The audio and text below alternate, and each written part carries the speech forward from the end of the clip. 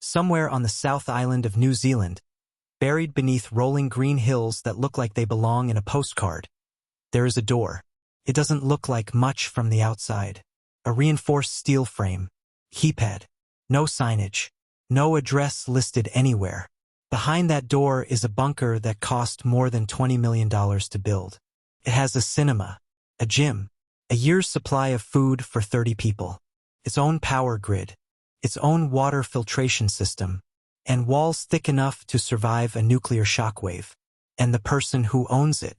They live 9,000 miles away, in Silicon Valley, and they hope they never have to use it. This is not a conspiracy theory. This is not speculation. The ultra-rich have been quietly, systematically, and very deliberately relocating their survival plans to one specific country on the other side of the world. And the reasons why, when you understand them fully, will change how you look at every headline you read from this point forward. Let's start with the numbers, because the numbers tell the story faster than anything else. Between 2016 and 2022, applications for New Zealand residency from ultra-high net worth individuals, people with assets exceeding $30 million, increased by over 400%, not 40%, 400%. Peter Thiel, co-founder of PayPal and one of the most connected men in Silicon Valley, obtained New Zealand citizenship in 2011 after spending just 12 days in the country over 16 years. He subsequently purchased a 477-acre estate on the shores of Lake Wanaka, one of the most remote and geographically protected locations on the planet. When asked why, Thiel described New Zealand as his backup. A backup for a billionaire. From what? That question is the one nobody in mainstream media wanted to ask directly. Because the answer, the honest, documented, sourced answer, is deeply uncomfortable. These people believe something catastrophic is coming. Not might be coming. Is coming. And they have spent decades and hundreds of millions of dollars preparing for it accordingly. So why New Zealand? Of all the places on Earth a billionaire could build a bunker, private islands, mountain compounds, remote ranches in Montana, why does the same answer keep coming back to two small islands at the bottom of the Pacific Ocean? The answer is geography, and it is precise. New Zealand sits at a minimum of 1,500 miles from the nearest major population center. It has no shared land borders with any nation. Cannot be reached by road from anywhere.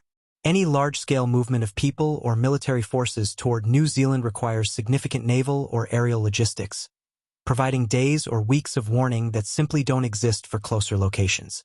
The country is seismically active, yes, but its earthquakes are predictable and manageable compared to the unpredictability of human conflict.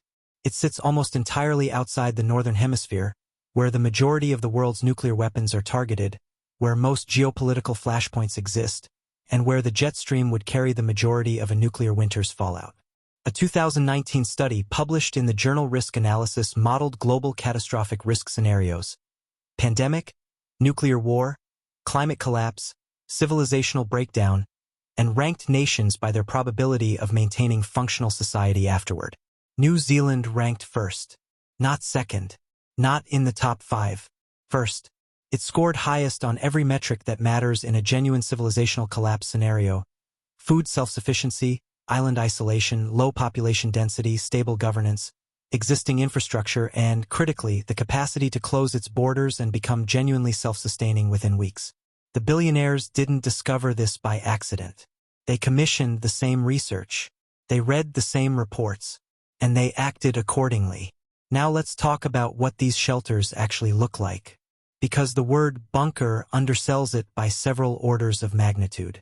The entry level, and understand that entry level in this context means the cheapest option, starts at approximately $3 million. For that, you receive a prefabricated steel underground structure, roughly 2,000 square feet, with filtered air, water recycling, a year's food supply, medical equipment, and communication systems capable of operating independently of any external infrastructure. That's the budget option. At the mid-range, $10 to $30 million, the structures become something else entirely. Companies like Opidum, which describes itself as an ultra-luxury fortified underground residence specialist, builds facilities that include full residential apartments, wine cellars, indoor gardens using hydroponic systems, cinema rooms, gyms, and staff quarters. full staff quarters because the assumption is that you will bring employees underground with you. The $30 million Oppitum flagship project includes 2,200 square meters of underground living space. That's larger than most above-ground luxury homes. It has a spa, a cigar lounge, a private art gallery underground, humidity-controlled, where the owner's collection survives whatever happens above. But even that is not the top of the market. The top of the market is VIVOS Europa 1. Located in Germany, originally a Soviet-era military installation tunneled directly into a mountain, VIVOS Europa 1 has been converted into a private survival community for the ultra-wealthy. The facility covers 76 acres underground. It has 34 private residential compounds, each with a minimum footprint of 2,500 square feet. It contains a swimming pool, a theater, a medical center, a school, stables, and what the company describes as the capacity to house its residents for 1 year of fully autonomous operation. The price of entry? Each unit sold for between $1 million and $3 million. The total facility value? Estimated at over $1 billion. And it's sold out. Here is where it becomes uncomfortable. Because this is not an anonymous trend. These are not unnamed hedge fund managers making quiet purchases in remote locations. Peter Thiel's New Zealand estate is documented. His citizenship, obtained through a category reserved for people of exceptional character or those who could make an exceptional contribution to New Zealand, was granted despite him having spent, at the time of application, less than 2 weeks in the country. When this became public knowledge in 2017, the New Zealand government was forced to defend the decision publicly. Reid Hoffman, co-founder of LinkedIn and one of Silicon Valley's most connected investors, has spoken openly about what he called apocalypse insurance. In a 2018 interview, he estimated that more than 50% of Silicon Valley billionaires had made some form of doomsday preparation. He described bunkers specifically. He described New Zealand specifically. Sam Altman, CEO of OpenAI, the company building the artificial intelligence systems that are reshaping the global economy, has reportedly made preparations that include stockpiles of guns, gold, antibiotics, and battery packs. When asked about this, he confirmed it and explained it as rational risk management. The man building the technology that may define the 21st century believes that technology may also require him to have a physical escape plan. Let that settle for a moment. And then there is Mark Zuckerberg.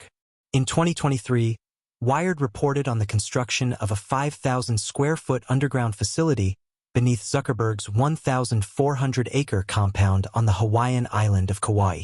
The structure has its own power system, its own water supply, its own air filtration, and steel blast doors operated by keypads, accessible via tunnels from 2 separate surface buildings.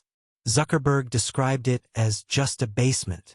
The construction budget was estimated at $270 million. That is the most expensive basement in human history. And here is the question that the existence of all of this forces you to ask. What do they know? These are not paranoid people. They are, almost without exception, among the most analytically rigorous minds on the planet. They built companies by identifying risks before others did. They made fortunes by acting on information before it became consensus. When this group, simultaneously, independently, at scale, makes the same preparation, the rational response is not to dismiss it. It is to ask why. Douglas Rushkoff, a media theorist and author, was invited in 2018 to speak at a private gathering of 5 of the world's wealthiest men at a remote resort. He was not told who would be there until he arrived. The meeting, he later wrote, was not about technology or investment. It was entirely about survival. The men asked him which location was better for a bunker, New Zealand or Alaska. They asked about private security forces and how to ensure loyalty after a collapse of normal economic incentives. They asked about food production, about water security, about communication systems that operated independently of internet infrastructure. These were not abstract philosophical discussions. These were operational planning sessions. Rushkoff named their shared term for what they were preparing for, the event. Not a specific event. Not one named catastrophe, but a general, anticipated rupture in the systems that currently hold civilization together. A rupture these men considered not possible, not likely, but inevitable. And New Zealand, with its isolation, its self-sufficiency, its distance from every major geopolitical flashpoint, was the consensus answer. What has grown up around this demand is now a fully formed, multi-billion-dollar industry. Atlas Survival Shelters, one of the largest bunker manufacturers in the United States, reported a 200% increase in sales in a single year following a period of heightened geopolitical tension. Their general manager described selling luxury bunkers, complete with wine cellars, home theaters, and reinforced safe rooms, as regularly as selling cars. "It's like buying a Ferrari," he said, "except it might save your life." Survival Condo, the Kansas-based company that converted a decommissioned Atlas ICBM missile silo into a 15-story underground luxury residential complex, sold every unit. Prices ranged from $1.5 million for a half-floor apartment to $4.5 million for a full penthouse. The facility sits 200 feet underground, behind 9-foot-thick reinforced concrete walls originally designed to survive a nuclear strike and still launch a missile. The owner is already building a second silo. Airy Bunkers, a newer entrant in the market, describes its clients as famous and infamous, and its product as a home away from home. Their New Zealand facilities are booked years in advance. The global luxury survival shelter market was valued at approximately $500 billion in 2024. It is growing at an annual rate of roughly 7%. This is no longer niche. This is an industry. So let's bring this back to that door. The one buried in the New Zealand hillside. The one with no signage. The one that cost $20 million and belongs to someone 9,000 miles away who hopes they never have to use it. Here is what that door represents. It represents a calculation. A cold, rational, data-driven calculation made by some of the most analytically capable people in human history. A calculation that says the systems we depend on, the power grids, the supply chains, the governments, the financial networks are not permanent. They have failure modes. And the probability of those failure modes activating within our lifetimes is high enough to justify spending tens of millions of dollars preparing for them. These people are not crazy. They are not paranoid. They are, in many cases, the same people who built the systems they are now preparing to survive without. And the question that their preparations leave hanging in the air, the question that gets harder to dismiss the more you understand what they've actually built and where, is this: if the people who know the most about how fragile these systems are have quietly built exits from them, what does that tell you about the systems? There is no clean answer to that question. But there is a door somewhere in New Zealand that exists because someone thought the question was worth $20 million. And it's already locked from the inside. If this changed how you see the world, subscribe. Every video on this channel goes deeper into what the ultra-rich are doing that nobody else is talking about.